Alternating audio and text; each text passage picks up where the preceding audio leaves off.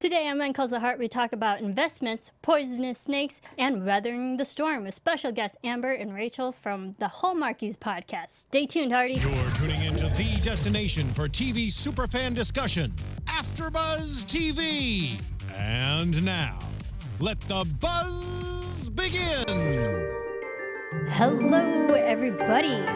Welcome back to AfterBuzz TV. We are here doing When Calls the Heart, Season 5, Episode 8, to weather the storm. Let it swell. Dun, dun, dun, dun. Yes! As you can tell, I am all by myself here in the studios. I'm your host, Marisa Serafini. You can follow me everywhere at Serafini TV. I don't have James with me, unfortunately, but I do have a special guest. Amber and Rachel are joining me from the Hallmarkies Podcast. So fellow podcasters will be on the show talking all about this episode as well. So while we get them on the line, this was a great episode. The things we'll definitely talk about in this episode and things we'll cover, we'll talk about things like AJ and Bill. What's happening with them and their relationship, investments and with Joshua and Greta and their differences, and even Greta getting back with Duncan and reconciling. And we had Carson and Rhonda. Rhonda has a brain tumor. A lot of drama there. And then also some drama with Emily and Harper. Harper's a little slacker, but don't you worry. We're going to cover it all. And, I mean, this was a really fun episode. So, Hearties, let me know what you thought of this episode. And we're going to be talking all about it. And you know what? And it's going to be a great episode. And I do believe we have Rachel from the Hallmarkies Podcast joining us via Skype. They were so willing and gracious to join me because unfortunately James is out of town. He had some family stuff to deal with, so send good wishes and thoughts his way. I'm sure he'll need it and he'll definitely appreciate it, and he'll love the fact if you Hearties send him a nice message, because just let him know that you're thinking of him. And joining us, we actually have Rachel. Hello, Rachel. Hi. Hi, Rachel. Thank you so much for joining me today. Thank you for having me. And Amber is ready. She's waiting. I don't know if we can catch her and we will soon. But also get... okay. Yeah, thanks for having me. I'm so excited to be on the show talking When Calls the Heart. Yes, I'm very excited to have you. While we get Amber on the line, why don't you fill in the Hearties who may not know of your show? You also do a fellow podcast called Hallmarkies Podcast. Can you tell us a little bit about that? Yeah, each week we get together. We're just two friends who like watching Hallmark movies, and each week we get together and we talk about the highs and the lows and give our crown rating for whether we, out of 5 crowns, whether we think it was a good movie or a bad movie. And each week we also do a recap show called When Calls the Hallmarkies, where we talk about When Calls the Heart, and we'll be doing The Good Witch and whatever. We're just having fun. So, awesome. Yeah, we're available on YouTube, iTunes, Stitcher, everywhere you can download podcasts. Excellent. And while you were discussing that and giving a synopsis of your show, Amber is also joining us, your fellow co-host on that show as well. Hello, Amber. Hello, everybody. Is everything working great? Yes. I'm here. We can hear and see you. So for those who may not know of you, Amber, why don't you introduce yourself a little bit? So been a Hallmark fan my whole life, pretty much. Started with Sarah Plain and Tall, so real young. And, it's just a great network. They have really great programming. And Rachel and I just got together and we said, hey, I love this. Hey, you love this. Let's talk about it. So that's pretty much me. And there, now you have your Hallmarkies podcast too, which I recently was on, which was so much fun. So now we're all podcasting friends. That's right. Within the Hallmark community. So both of you have watched this episode. What were your quick thoughts of this episode? Rachel, let's start with you. I thought it was it was a very dramatic episode. There was lots of melodrama in this episode, so it was really fun, or not really fun, but it was really enjoyable on that level. And so I liked it. I think it was a little bit of a letdown for me compared to last week, which had all of the kids subplots, which was just like the best ever. Because I'm real high on the kids and their story, especially Opal. And so this one had no Opal, and it had very little Lee and Rosemary. So it's not going to be a favorite of mine, but I enjoyed it. I see. And Amber, what were your thoughts of it? Yeah, so like Rachel, I was, we are very much Team Coulter on our channel. So I was a little let down with the lack of Lee and Rosemary. There was some of them, but there wasn't very much. But I really actually enjoyed this episode, which is actually pretty surprising for an episode for me that has such a large focus on Bill and not a very big focus on Henry or Rosemary and Lee. But I actually really enjoyed it. So I was very pleased this week. Yeah, I really enjoyed this episode. It was very dramatic, and I believe that this was the second episode of what we called the block structure in When Calls the Heart, because it was also, it was written by Derek Thompson, but also directed by Peter DeLuise, who did last week's episode. It was very dramatic compared to last week's episode, which was like really fun and light, and there was a lot of humor, and this one felt drastically different in just the storylines and drama in and of itself. I really enjoyed it. So let's get into it. AJ, Foster, and Bill. So Bill has to escort AJ to jail so she can finally serve her time. But on the way in the forest, it gets stormy. They get and during that, Bill gets bitten by this rattlesnake, and it's poisonous. Your thoughts of this? Were you afraid for Bill's life? I'm going to start. I was not, because there was no way they were going to kill off Bill, right? I mean, Right. Not a chance. And with 2 episodes left in the season, this isn't Game of Thrones. But so I knew he was going to be fine, but I was a little worried that it was going to, be something that would last through through the rest of the season, and that at the season finale he would maybe be taken care of. But I was really glad to see that resolved this episode, and I liked that it really forced both Bill and AJ to really examine what they mean to each other, because there's deathbed revelations, and he was pretty close to not making it. I mean, I agree. Rachel, what were your thoughts? Were you worried? Because it doesn't seem like Amber was. No, I mean, I wasn't worried, but I thought that Jack Wagner did a pretty good job of being portraying being bitten by a snake. I think that it felt pretty believable.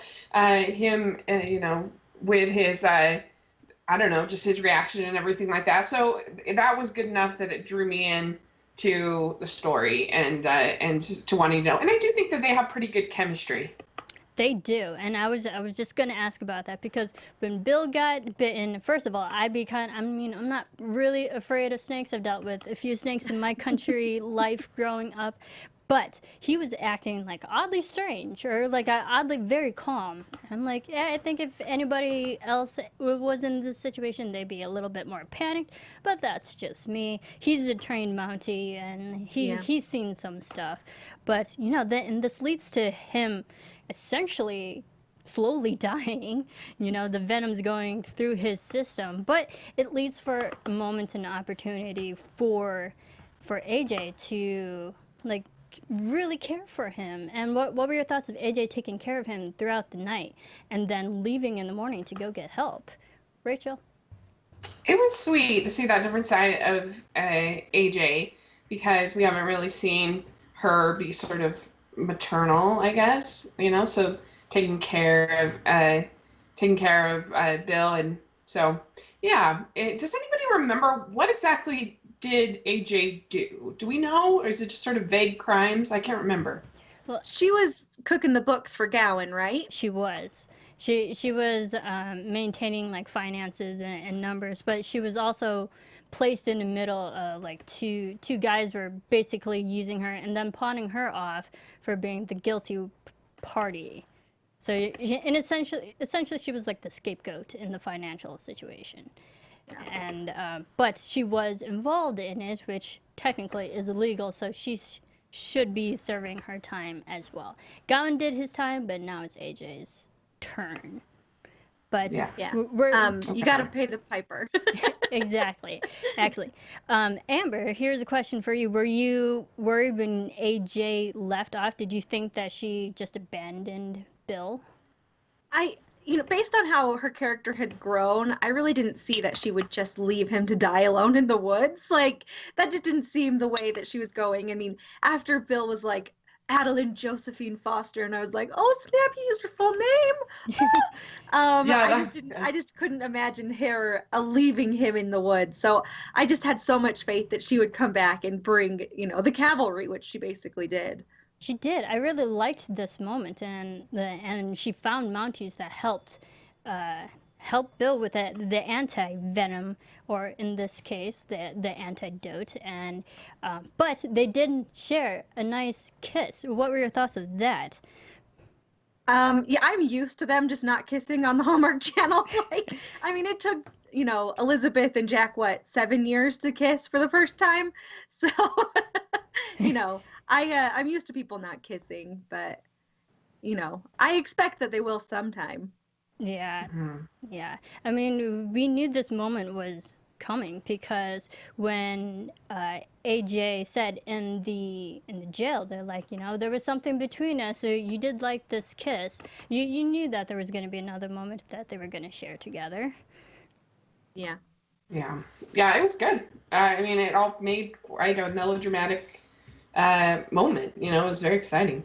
It was exciting. So Bill was actually nice enough because she did help him out for his health and in life. She did essentially help save his life. And then he was talking to the prosecutor over in Cape Fullerton for her to serve less time. So that might leave the possibility that AJ Foster could come back sooner than we think. Yeah, I would love it. And it's always fun seeing Jack Wagner and Josie Passett together because of, all the Wedding March movies, which I'm excited for the new one in June. But yeah, I'd really enjoy seeing her come back on the show. I agree. So before we move on, I just want to tell you about another fun podcast, because we all do podcasts around here. We have Amber and Rachel from the Hallmarkies Podcast. We have our When Calls to the Heart podcast. But another one that you should definitely listen to and watch is Conversations with Maria Menounos, our founder of AfterBuzz TV, Amazing Maria Menounos. Her podcast edition show drops every Friday on iTunes. It features celebrities and influencers, a bunch of different interviews along with secrets and tips, and all things of how to be better in your life. And it's really informative. It's very, very helpful. Things from health and wellness to career and fitness, relationships, finances, which I definitely need. Let Maria Menounos be the big sister that you always wanted. She can help you in everything. She's amazing. Just go to iTunes and search Conversations with Maria Menounos and subscribe and rate and download and comment, and make sure when you do comment that it was us here at AfterBuzz TV, the When Calls the Heart panel. Us Hearties sent you guys there to listen to her show. She'll definitely appreciate it. And if you do, I'll read your comments out aloud and let us know that you listen to her. So Conversations with Maria Menounos podcast edition. Definitely check it out. It's very informative, and she's just so worldly. She has so much experience, and she's the best person to learn information from. So yeah, go check it out. Conversations with Maria Menounos. So moving on to, let's talk about Elizabeth and the children. Let's talk about Elizabeth before we get to the children.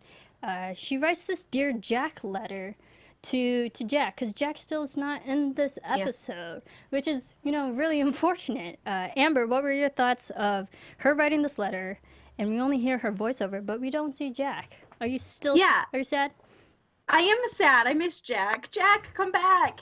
But I like that she's finding a way, and the show's finding a way to keep him looped in when he comes back onto the show, because Jack will be back.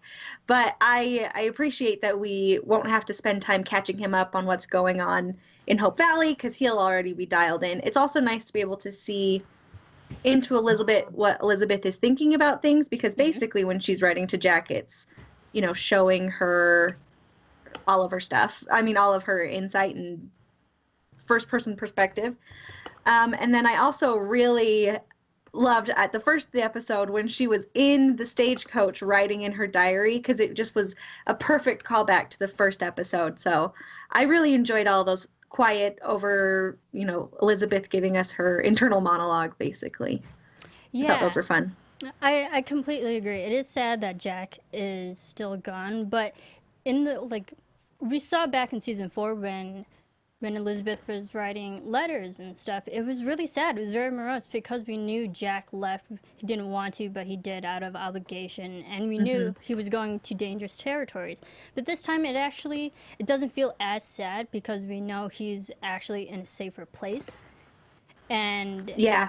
And so there's not a lot of jeopardy, and it's not as heavy hitting as it was back in season 4.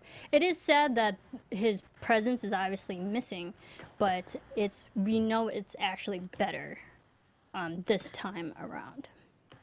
Yeah, I'm not so worried about him dying. He'll just take care of, train up more Mounties. So yes. That's good. Exactly. So we're gonna get into Harper and Emily, hence the weather the storm theme of this episode. Yes. So Elizabeth gives all the children group projects to do, which group projects can be fun if, you know, everybody actually works together. So Harper and Emily are paired together to do a project on wind. What were your thoughts of Harper being a little slacker that he is? Well, I identified so much with Emily in this episode. Same because here. In every group project, I am pretty sure that I am the entire group and the rest of the people just exist. And it was so funny because last week we saw her being such a Rosemary in the dress shop. And then this is just a total Rosemary move to just be like, you're terrible at this project. I'll just do everything. So I just think it's funny seeing her as like a little Rosemary. Emily's adorable. The actress who plays her, Grayson Shingi or something, she is so great. And I am excited that she's kind of getting a bigger role in the show, and they're focusing a little bit more on the kids now. But I thought it was funny. I felt like Elizabeth was sort of playing like little kid matchmaker with her assignments, because I could totally see like when they grow up, Anna and Cody falling in love, and Hattie and Robert falling in love, and Emily and Harper falling in love. So I just kind of, I was like, hee little kids. Do you think it's too early or too young for these kids to be paired up? Well, I mean, they're not really falling in love, but they could have little cute crushes on each other. They're not going to get married, obviously, next year, but like...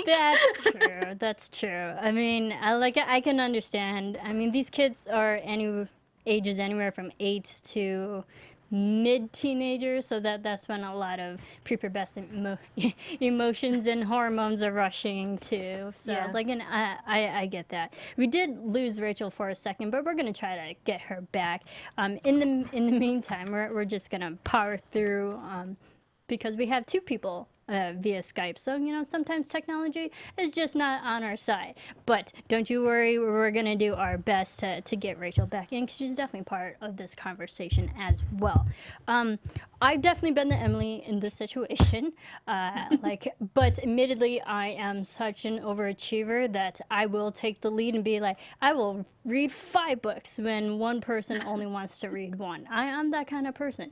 And, but it is frustrating when someone else isn't picking up the slack, and they should. And Harper, he's making all these excuses like, I'm not good at science. And I was like, but you know what? That's not a good excuse. What were your thoughts of having Elizabeth talk to Harper during the presentation that, you know, Harper didn't know all the information, but Elizabeth's lesson that she taught them afterwards to Harper? What were your thoughts of what Elizabeth said? Yeah, it was actually, I kind of was like, oh snap, I have deprived so many kids of the opportunity of learning. because in my life, I have definitely been the person who was like, okay, I'll just do everything. You just come show up on game day. You be there. I'll do all the plays, and then we'll just all get credit for it. So it is interesting to think of it from the perspective of like, Emily was doing great and she learned and she did a great project, but also by not allowing Harper to struggle through it, she kind of did rob him of understanding the assignment. But so I think it was a good way for both of the kids to learn, like, you got to let other people do things, even if it's going to maybe not get you as good of a grade, because they'll learn. And also you have to put in the effort, even if you are struggling with it. So I thought it was great. And I was so impressed that she sussed out that Harper didn't know anything about wind. Elizabeth's a good teacher. She really is. She is. And the fact that, like, she wasn't, like, too demanding or strict, but the whole idea of, like, you denied yourself the opportunity to learn. And Emily doesn't have the wherewithal to be like, oh yeah, he should learn how to do and learn about wind as well. And I'm like, and I did like that message because that's still a very universal theme. Kids can learn from this episode today in school and in life. And it's not just in school projects, it's work projects. It translates forward, throughout your life. It's a good message.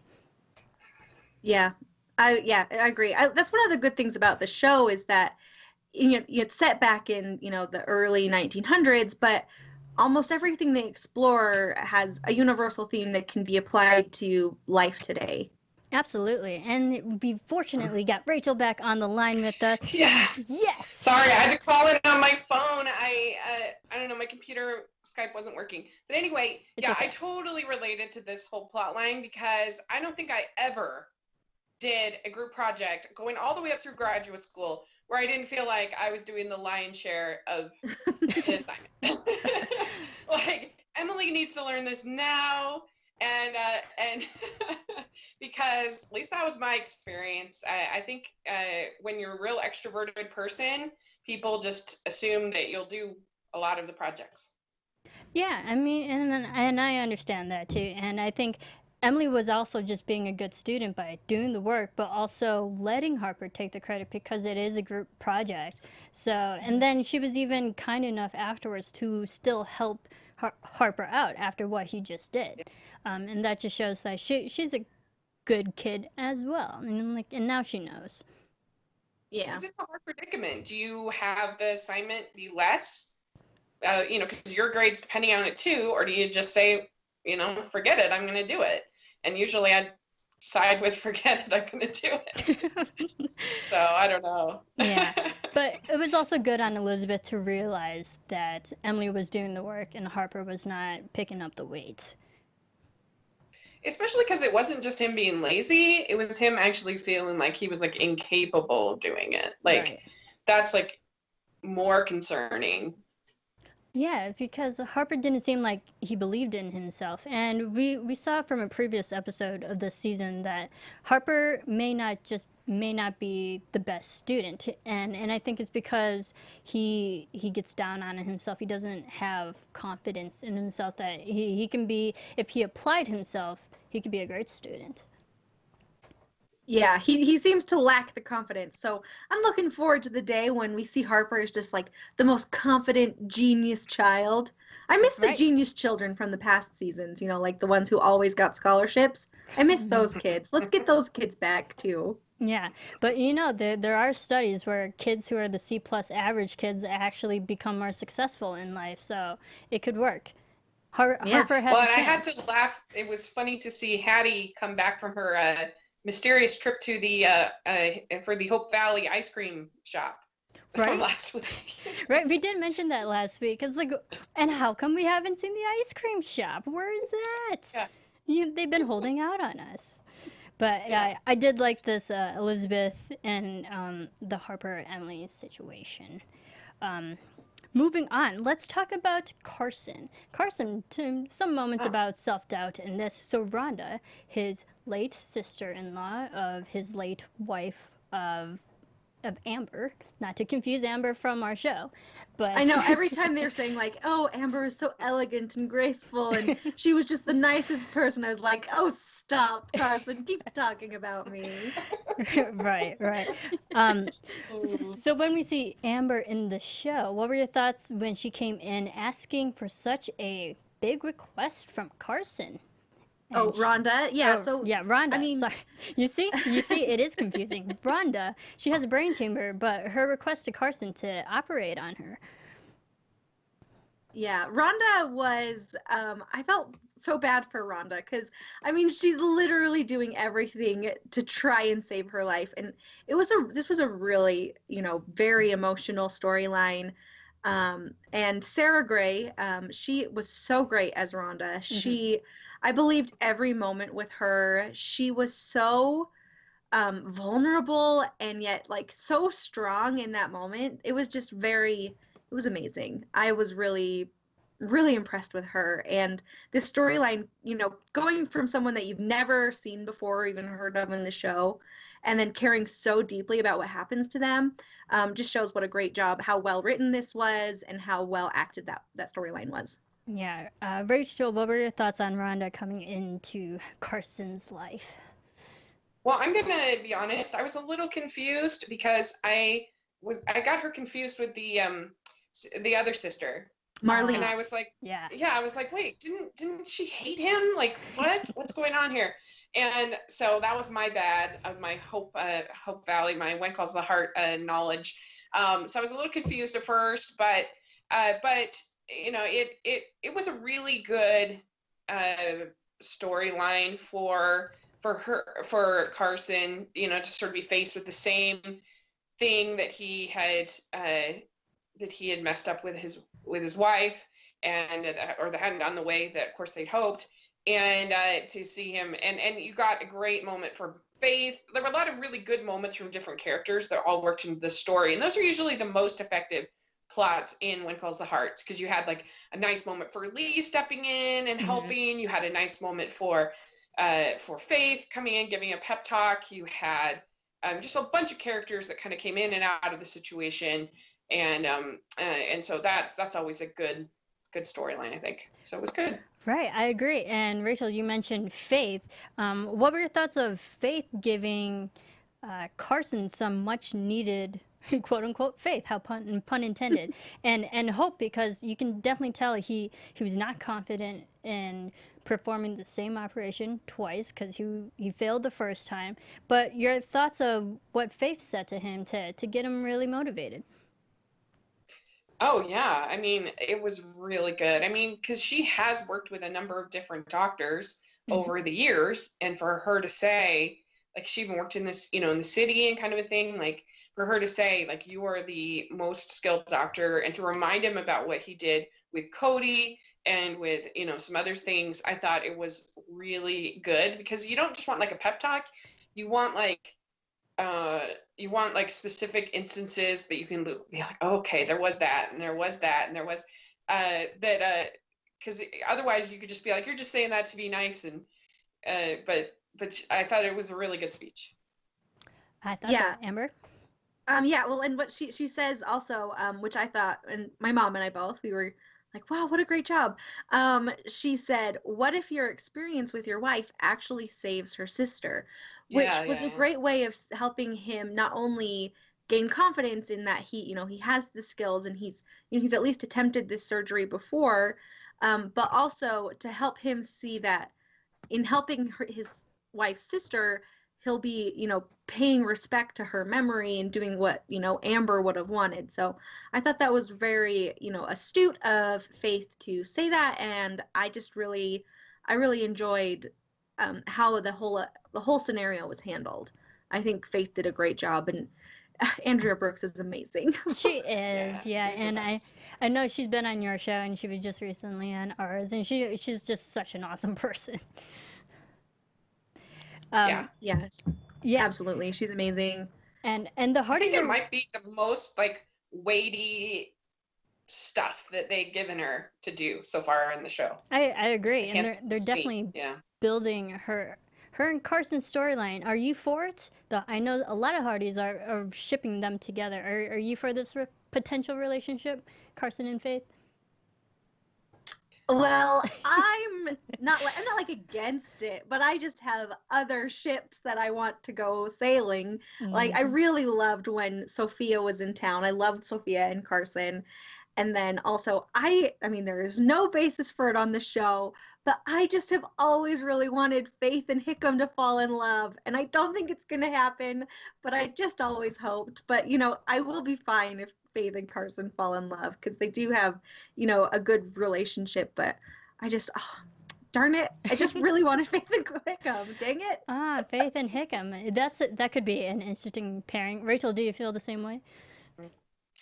I mean, I do agree, and I am shocked that they had Allie Liebert on for such a short period of time, right? For such a few amount of episodes. That was very surprising to me, especially when they gave her this insane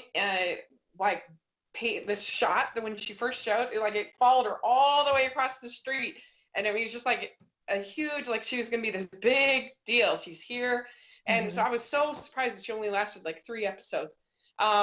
But I think that they have nice chemistry together. They've worked with each other on other projects, and so you can kind of tell that. And so I'm totally fine with that. And I think it could be a cute little I don't know, old school medical doctor nurse fall in love kind of a thing. That could be pretty spicy. I enjoy that.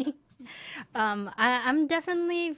I definitely like this Carson and Faith, what they're building. I just kind of want to see it where they're going to take it, because I know a lot of Hearties want to see it. And if they go this route, I wouldn't be upset. Not going to lie. I'd be for it.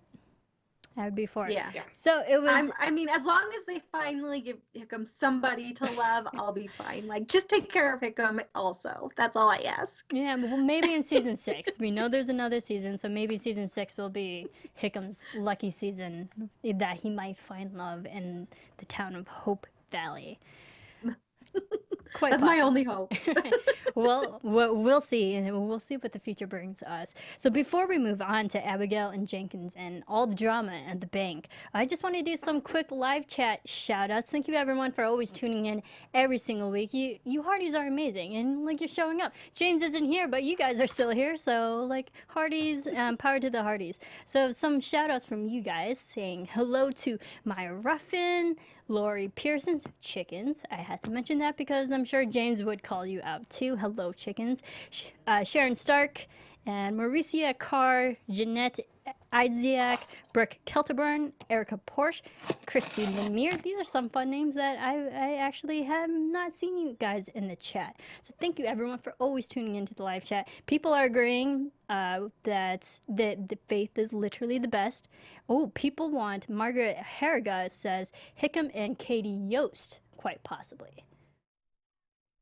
Another thing, I mean, I secretly hoped for a Hickam and Katie Yost and Faith love triangle, and then there was that other guy, the other assistant guy with the curly hair who was asking Katie Yost on dates, and so I was like, right. Oh, fine, she's with him now.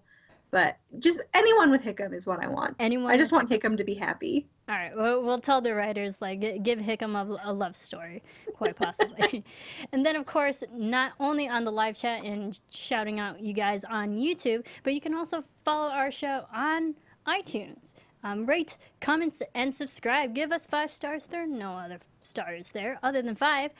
And leave a nice review, and we'll read them on the show. Like Sierra Rose K gave us 5 stars last week. She says she's a new fan of When Calls the Heart and has discovered our podcast recently. Thank you to me.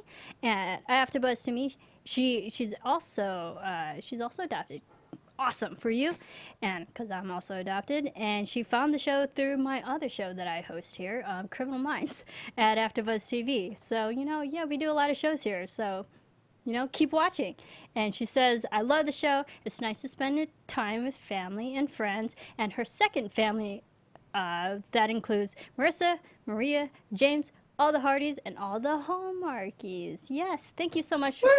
Yay! So keep rating, keep commenting, keep subscribing on iTunes. Just type in When Calls the Heart, AfterBuzz TV. You'll find us right there on the podcast, right next to Rachel and Amber from their Hallmarkies podcast. You can find them on iTunes as well.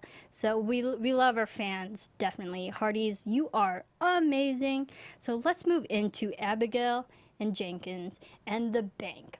Oh, man, I mean, this has been a long storyline that they just keep dragging out.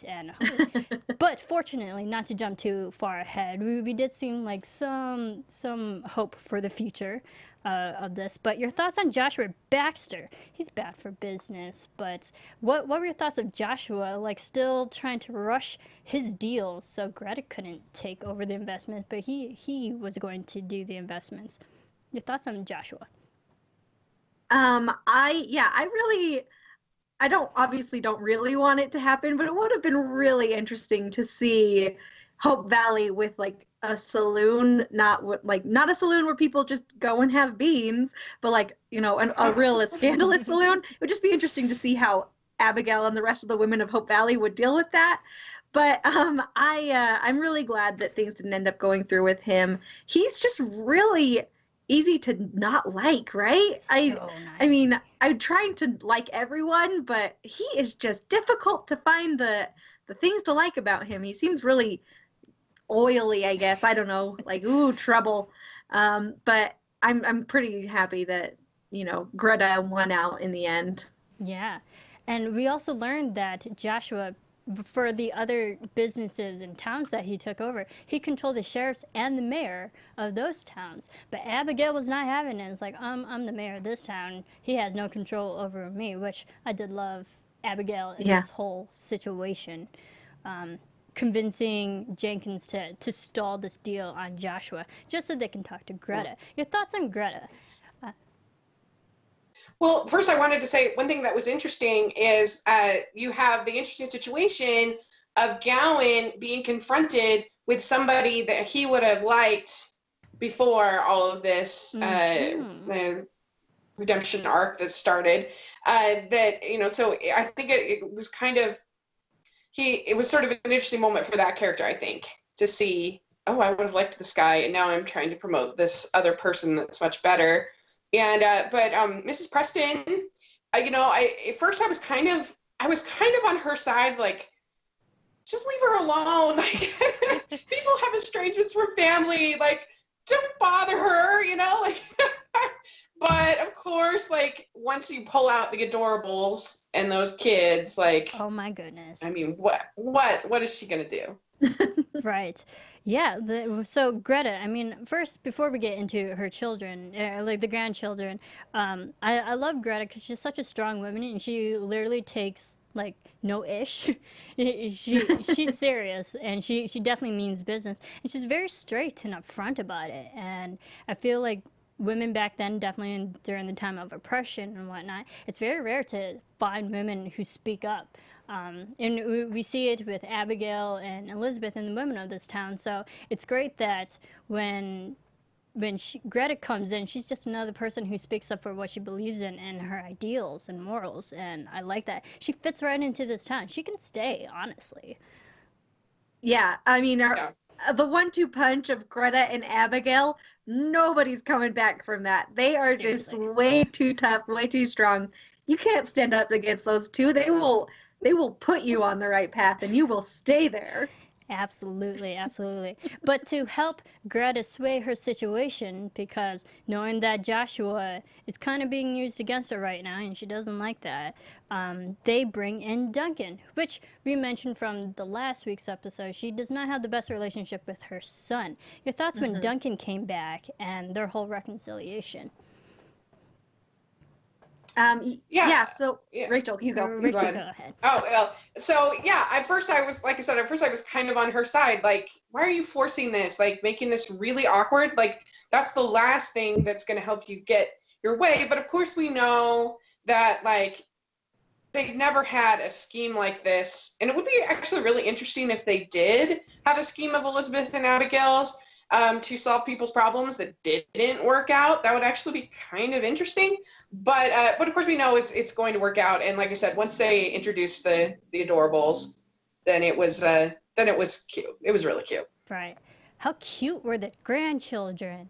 So cute. So cute. And I mean, it's just like almost below the belt to be like, this one's named after your dead husband, and I named this adorable one after you. So your move, mother. Like they went full nuclear. She was not going to be able to stand up against that. It was.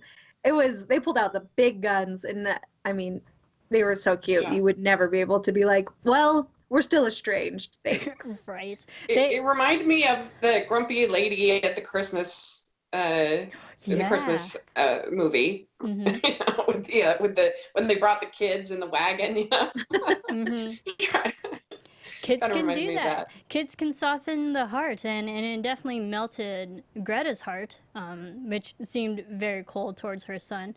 But I did like how Abigail and Elizabeth, coming from a mother's perspective, and in Elizabeth knowing just who Greta is as a person growing up with her, I loved how they got involved with the family to reconcile this, because the whole message of forgiveness, it's important. If you can't do it in business, just do it in your personal life, because if you don't do that, then you're going to have nothing in the end. And I thought that was really important for people to know. Because in fairness, like being told that I'm not a mother, but like I would think that being told that that you've been a bad mother, that is devastating. Mm-hmm. So I mean, there were some deep wounds there for sure. Yeah, there definitely was, but sometimes it takes the mediator to help bring two people together in a room, and that's what Abigail and Elizabeth did. But those grandchildren, holy blue eyes, they were adorable. They were freaking adorable, and blue eyes, curly hair, hair. I'm sorry, stop it. There's no coming back from that. Too cute. Put glasses on them, and then that would be the end. I would have been a puddle of adorable mess on the ground if they would have just been too cute to handle. Yeah, they even had curly hair. I mean, I know. The people in the live chat are also agreeing. So adorable. It was touching, and it made me cry. I mean, this was probably the most emotional moment in the whole episode, because it got really personal, and honestly was not expecting that. Yeah. Was not expecting that. But Amber, you mentioned a little bit earlier about Gowan in this situation. Or sorry, actually, I think it was you, Rachel, who mentioned like Gowan and Jenkins, that this could be like, had it been a year earlier, that Gowan would have gone with Joshua.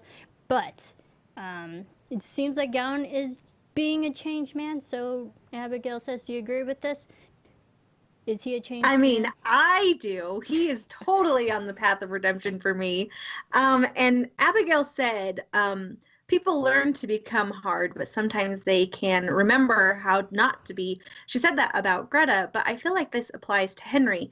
I don't know. People who don't watch our podcast won't know, but I love Henry. I am pretty much #1 Henry fan on the universe. And I just feel like he had a hard life growing up. I mean, he grew up as like a poor kid who worked his way up to the top, and that would have had to have made him super hard and super, wounded. And that's, I think, why he lashes out at people, is because he doesn't want to get hurt anymore, so he just keeps people away. But I feel like, he's been broken down so much in the last year or so that he is finally starting to be able to feel like he can trust people again. I feel like he feels like he can trust Abigail, and he's, slowly becoming less hardened, and that's making him be the good man that I always knew was inside.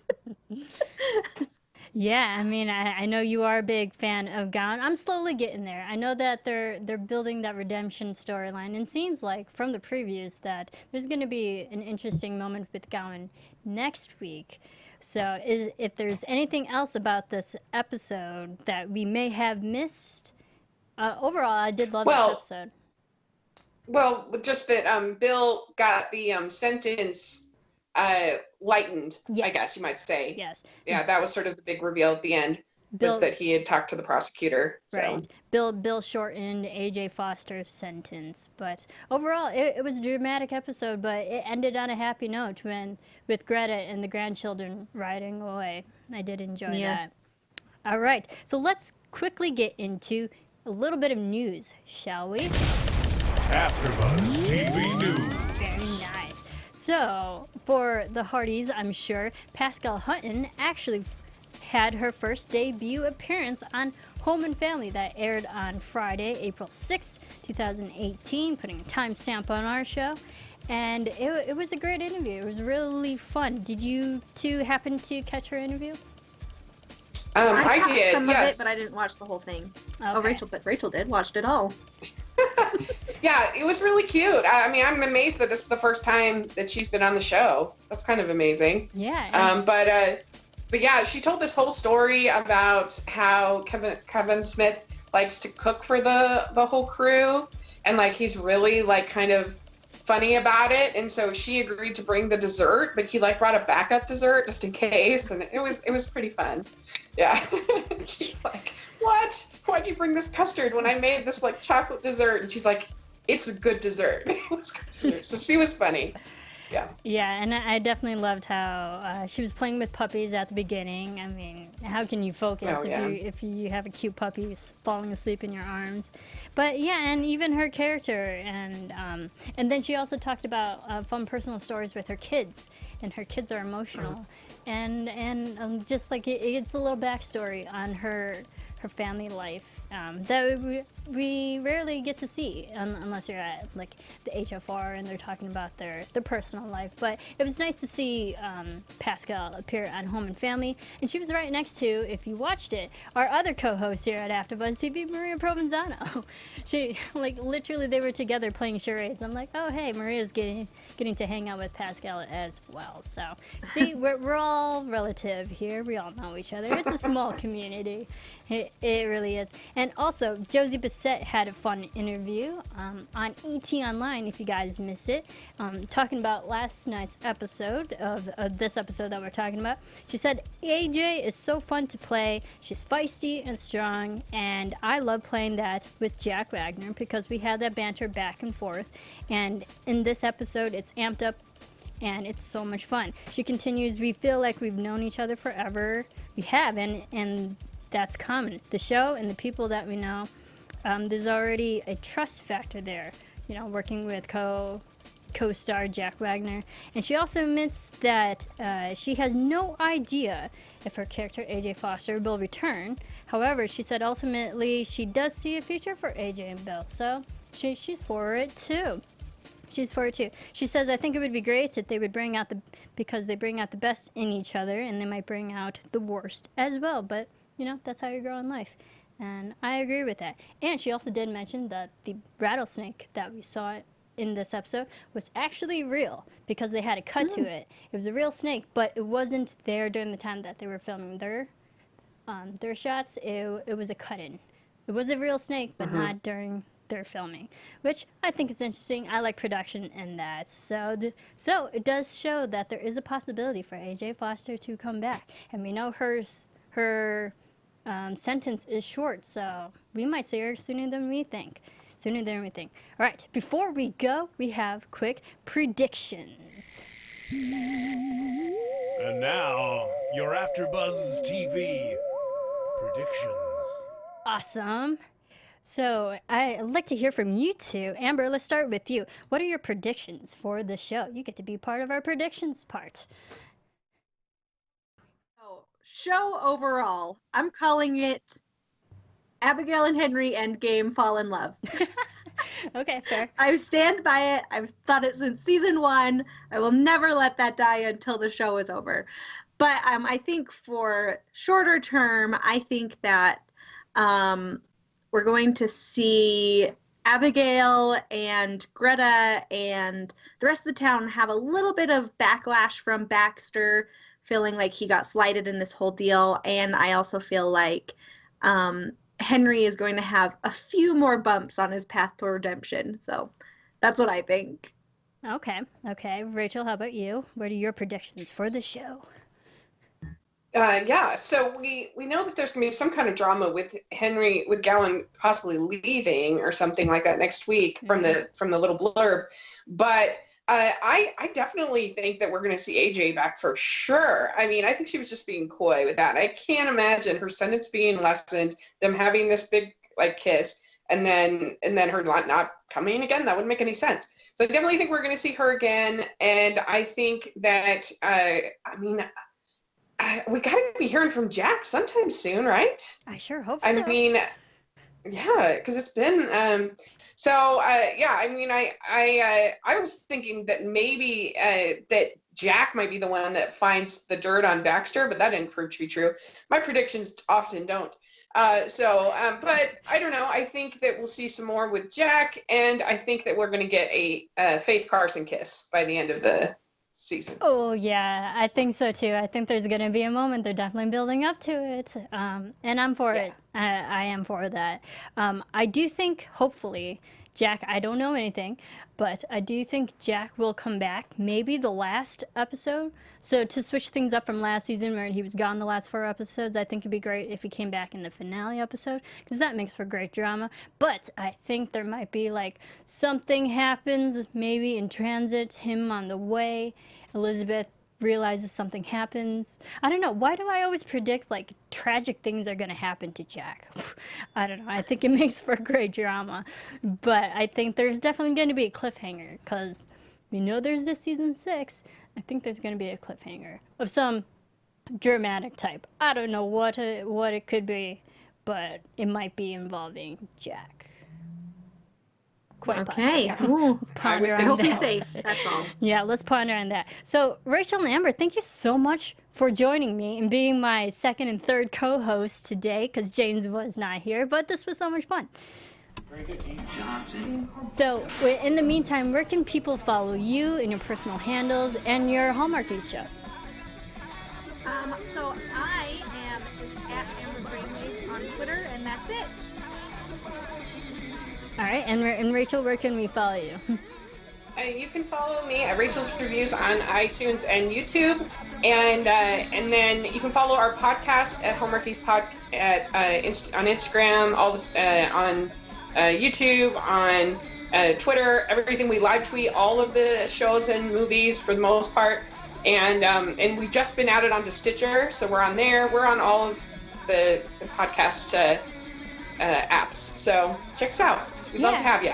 And you guys talk not only about When Calls the Heart, but all the other Hallmarky stuff as well. The movies, Good Witch, Chesapeake Shores, and you cover Hallmark just in general. So good on you. So be the good Hearties and Hallmarkies that you are. Go follow Amber and Rachel. Their show is so much fun and so informative as well. Fellow podcasters, we love them. Thank you so much for joining me on this awesome show today. Hopefully we gave you enough despite James's absence. Shout out to James. You can follow him everywhere at James Lott Jr. Everywhere in the world where all James Lott Jrs are sold. You can follow me everywhere at Serafini TV. Keep rating, keep commenting, keep subscribing, and keep watching When Calls the Heart. We only have a few more episodes left, so in the meantime, we'll see you next time. From executive producers Maria Menounos, Kevin Undergaro, Phil Svitek, and the entire AfterBuzz TV staff, we would like to thank you for listening to the AfterBuzz TV network. To watch or listen to other after shows and post comments or questions, be sure to visit AfterBuzzTV.com. I'm Sir Richard Wentworth, and this has been a presentation of AfterBuzz TV. Buzz you later. The views expressed herein are those of the hosts only and do not necessarily reflect the views of AfterBuzz TV or its owners or principals.